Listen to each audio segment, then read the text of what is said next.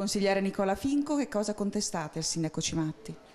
Noi non è che vogliamo polemizzare, ma un sindaco di una città importante come Bassano che si presenta a Venezia a fare una conferenza stampa in solitaria su un argomento così importante come il Tribunale di Bassano senza informare gli esponenti regionali e locali, lo riteniamo un atto scorretto che non serve a nessuno, tantomeno al territorio bassanese. Ieri il sindaco si è presentato, ha fatto questa conferenza stampa, però non ha voluto invitarci. Continuerete comunque, voi e l'assessore Donazzan, a lavorare per il Tribunale di Bassano?